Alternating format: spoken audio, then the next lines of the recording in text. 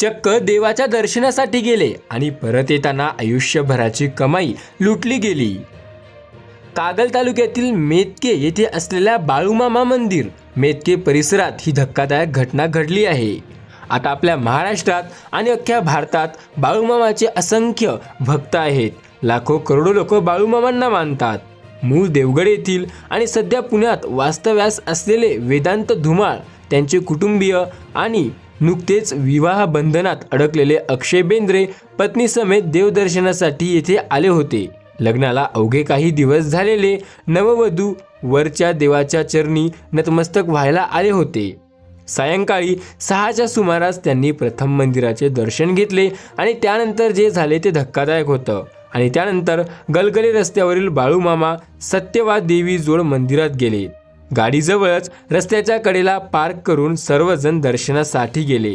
काही मिनिटात सर्व काही बदलणार होतं। काही मिनिटात बाळूमामाच्या दर्शनासाठी या आलेल्या भक्तांचं असं काहीतरी त्यांच्यासोबत होणार होतं, त्यांना कल्पनासुद्धा नव्हती। काही मिनिटे सर्व काही ठीक होतं, पण काही मिनिटातच याची त्यांनी कधी कल्पनाही केली नसावी। दर्शन घेऊन ते परत गाडीजवळ आले आणि त्यांच्या पायाखालची चक्क जमीन सरकली। गाडी क्रमांक MH14 KAN 8811। पाठीमागील काच पूर्णपणे फोडले गेलेली आणि आत ठेवलेली दागिन्याची बॅग गायब झाली। त्या बॅगेमध्ये होते तब्बल 40 तोळे सोन्याचे दागिने। नुकताच विवाह झाल्यामुळे सर्व दागिने सोबत आणले होते। फुलेवाडी येथील तात्पुरत्या घेतलेल्या घरात कोणी परिचित नसल्यामुळे घर बंद करून येताना सर्व मौल्यवान दागिने बॅगमध्ये ठेवून ते दर्शनासाठी आले होते। पण चोरट्यांनी नेमकी ही संधी साधली। ही चोरी साधी नव्हती, थेट मागील काच फोडून अचूक बॅग उचलली गेली। याचा अर्थ चोरट्यांना आधीपासून माहिती होतं का?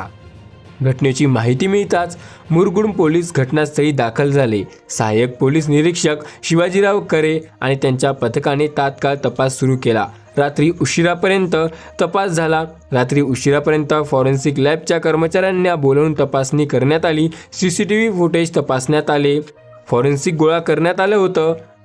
श्रद्धास्थळी आलेल्या भाविकांच्या सुरक्षतेचा प्रश्न आता ऐरणीवर आला आहे। देवाच्या दरी सुद्धा जर अशी भीती निर्माण होत असेल तर भाविकांनी किती सतर्क राहावे? मौल्यवान वस्तू गाडीत ठेवणे कितपत सुरक्षित आहे?